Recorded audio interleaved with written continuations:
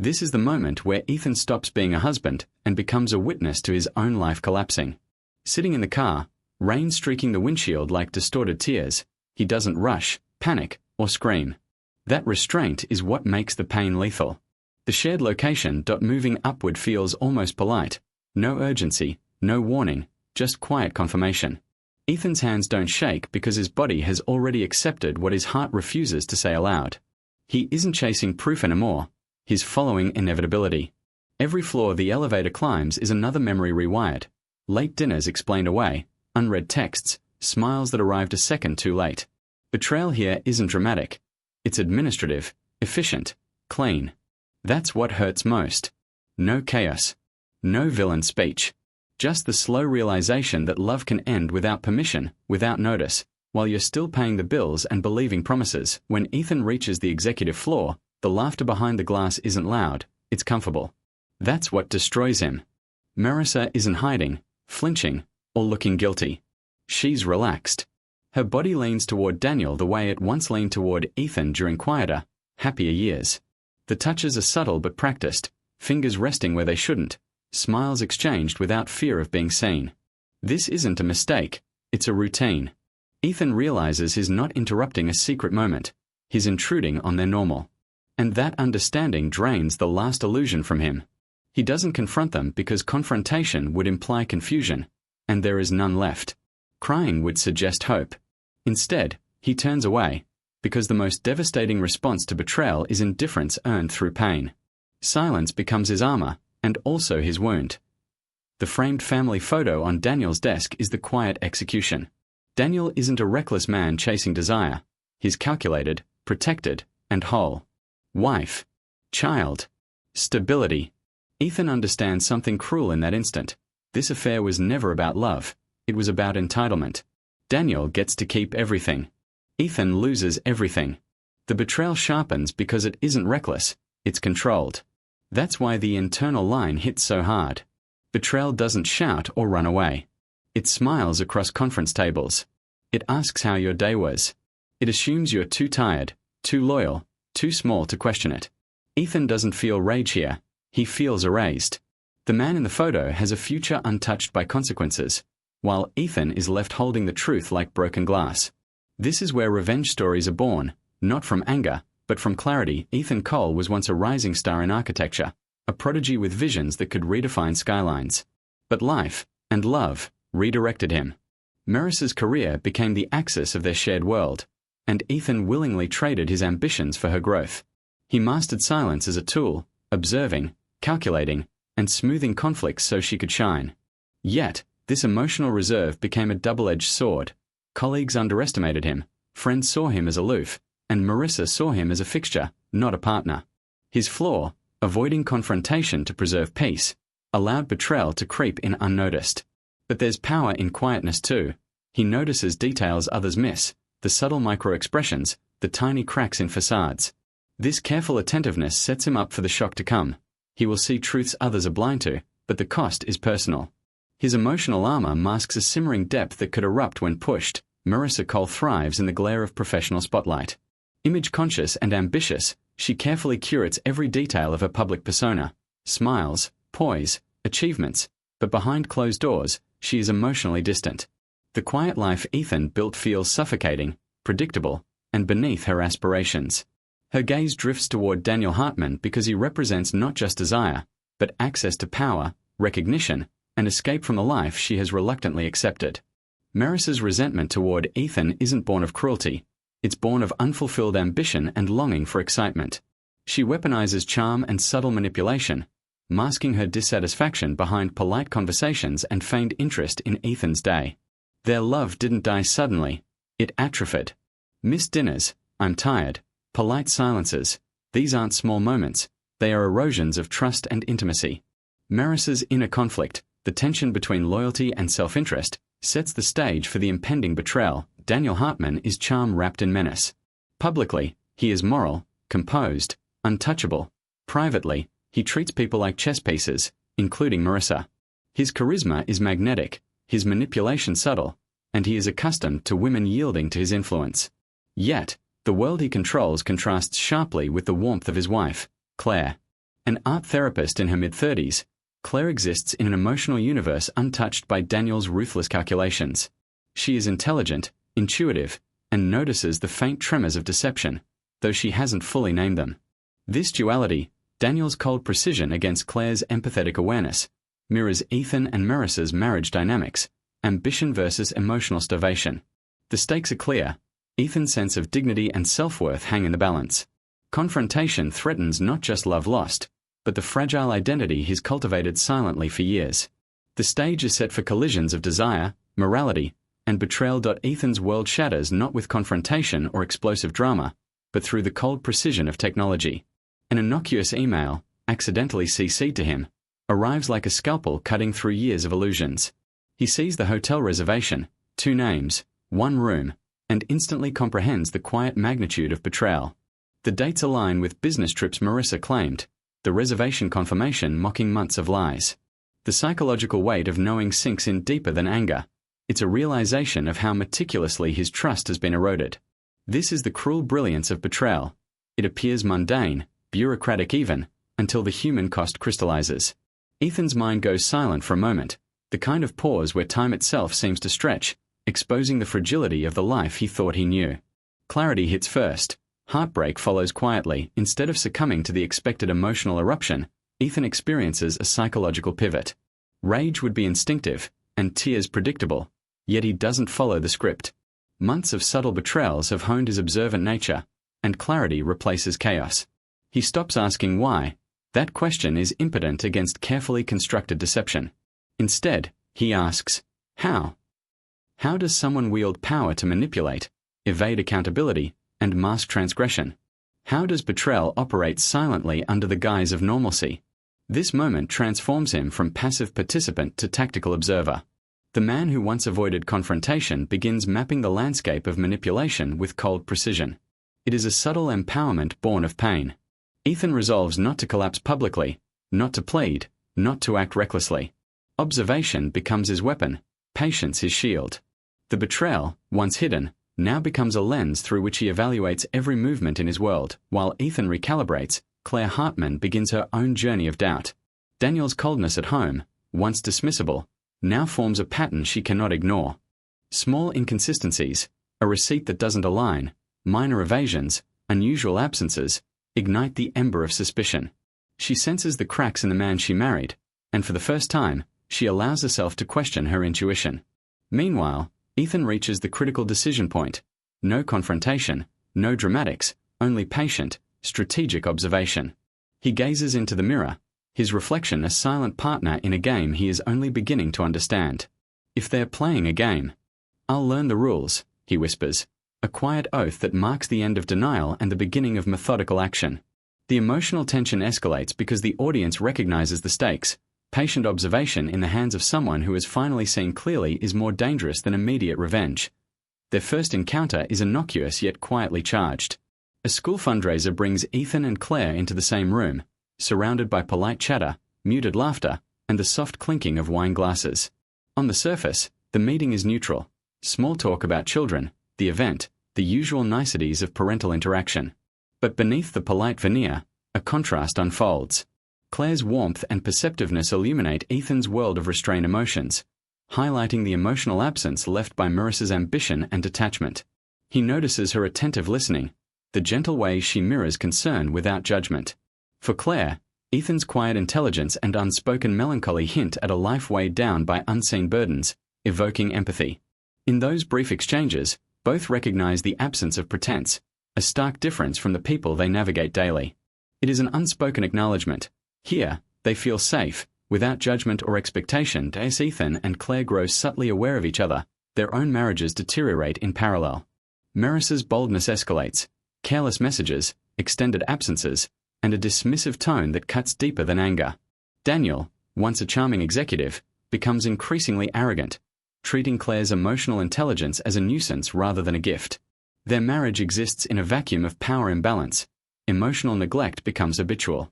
Meanwhile, Ethan sharpens his awareness, noticing lies, silences, and patterns he previously ignored. Claire, increasingly alone in her own marriage, senses unease but cannot yet pinpoint its source. These parallel trajectories create tension not through confrontation but observation, a psychological chessboard forming between for lives. Each subtle action, a smirk, a withheld glance, a postponed conversation, becomes a move in an invisible game, drawing Ethan and Claire closer without stepping across moral boundaries, amplifying suspense and emotional resonance. Their connection deepens through conversations that feel rare and restorative. Art, personal regrets, and unspoken disappointments become conduits for intimacy, but the intimacy is purely emotional, comfort, not seduction. Ethan finds himself articulating feelings he has long buried. Claire, in turn, finds validation for instincts she often suppresses for loyalty to Daniel. Both are caught in moral tension. Ethan struggles with guilt over his attention toward Claire. Claire wrestles with loyalty and trust, neither fully aware of the hidden betrayals surrounding them. As Marissa emotionally withdraws, framing the marriage as outgrown, and Daniel pressures Claire to silence, the emotional stakes intensify. Their dialogue culminates in a quietly haunting question: do you ever feel like you're living someone else's life? Ethan's honest reply: every day. Until recently, signals awareness and awakening. The tension is not physical, it is psychological, moral, and profoundly relatable, a slow burn that hooks the audience. The climax erupts quietly yet devastatingly. Claire uncovers undeniable evidence of Marissa and Daniel's affair: emails, receipts, messages, proof that leaves no room for denial. Unlike a cinematic shout or public meltdown, she breaks down in measured, heart-wrenching silence, a testament to suppressed emotions finally surfacing. At the same moment, Ethan admits he has known all along, transforming Claire's perspective. Shock gives way to clarity. Ethan never manipulated her, never crossed boundaries. The person who wielded deceit and control was Daniel. This realization shatters preconceived notions of trust, loyalty, and power. Emotional weight shifts from suspicion of intimacy to righteous indignation. Both recognize that their previous moral hesitation was never about each other. It was about navigating a system rigged against them. The twist is subtle but electrifying. The enemy was never in the room they connected in. It was always the figure abusing influence in separate, hidden spaces. Ethan finally addresses Marissa with calm precision, the opposite of explosive anger. Her fury erupts not from love lost, but from the humiliation of exposure, the sharp realization that deception has failed. Words slice, but the power dynamic has shifted. Ethan is no longer passive. He is measured, aware, unshakable. Simultaneously, Claire confronts Daniel, dismantling the control he assumed as unchallengeable. His charm and authority crumble under evidence and moral scrutiny. The subtle legal and professional implications loom. Clues hint at workplace consequences, social exposure, and erosion of his untouchable facade. Marissa and Daniel, once wielding control through manipulation and fear, now grapple with vulnerability. The confrontations are not theatrical battles. They are chess moves executed with precision. Silence, evidence, and strategic speech carry more emotional weight than shouting ever could, demonstrating that the culmination of observation, patience, and awareness can wield far greater power than impulsive revenge. With control reversed, consequences ripple through personal and professional spheres. Daniel faces the looming threat of legal exposure and scandal. His leverage evaporates. Marissa's attempts to dominate Ethan crumble under his composed acknowledgement of truth. Amidst the wreckage, Ethan and Claire confront their own emotions, feelings untainted by manipulation, betrayal, or revenge. They do not celebrate triumph. They feel relief, the quiet liberation of truth revealing what was always possible: honest connection without coercion or deceit. The emotional peak is not explosive ecstasy but measured, resonant satisfaction, a catharsis rooted in clarity. Years of tension, observation, and careful patience converge into a moment where silence speaks louder than confrontation, where truth reshapes relationships. This is the story's fulcrum. Justice is hinted but not yet final, hearts are open but wary, and the audience feels the power of restraint, awareness, and moral clarity over impulsive emotional collapse. The dust settles slowly, unremarkable yet profoundly transformative. Divorce proceedings unfold in a mature, quiet manner. No public dramatics, just the sober weight of choices finally acknowledged. Ethan watches Marissa face the emptiness her ambition and deception have cultivated, realizing that anger is unnecessary, the truth is enough.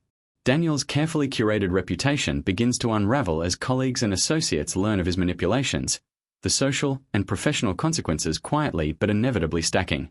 The exposure does not gloat, it simply exists, an inevitable acknowledgement of actions meeting consequences. These moments of reflection are raw, internal, and cinematic. Empty offices, muted courtrooms, long solitary walks. The world continues around them, indifferent, but the personal landscapes have shifted irrevocably. Healing begins in the spaces left behind by collapse. Ethan and Claire, observers and participants, recognize that justice does not always roar.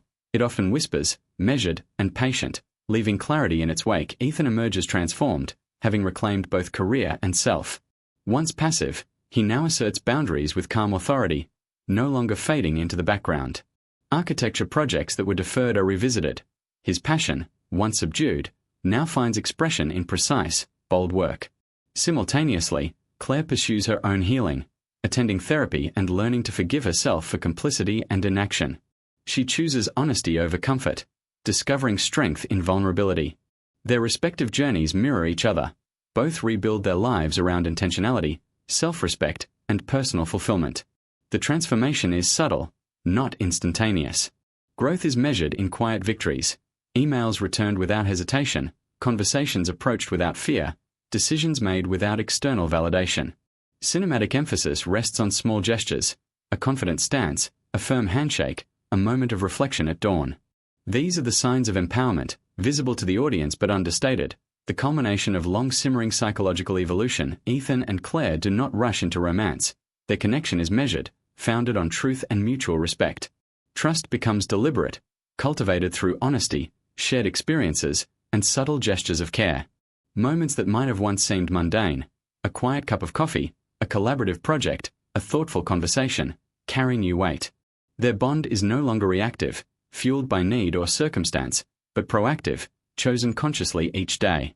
Cinematic framing emphasizes lingering glances, small touches, and silent acknowledgments of understanding, creating emotional resonance without melodrama. The slow arc of trust mirrors the broader theme of empowerment, reclaiming agency, embracing clarity, and forging connection without coercion. The audience senses the relief and satisfaction of characters who have survived betrayal, moral ambiguity, and systemic manipulation, emerging with agency intact. Closure comes not from triumph over others but from mastery over self, a quiet, enduring victory that leaves both characters and audience profoundly satisfied. Months have passed, and life has shifted subtly yet irrevocably. The gallery buzzes softly with the hum of patrons, low conversations, and clinking glasses, but Ethan exists in a pocket of calm observation. Claire's art, vibrant, expressive, unmistakably hers, lines the walls, each piece radiating autonomy and courage. He watches her from across the room, noting the ease in her posture, the genuine sparkle in her smile, and the way she engages without pretense. The distance between them is both literal and symbolic. He honors her space, acknowledging her self-determination.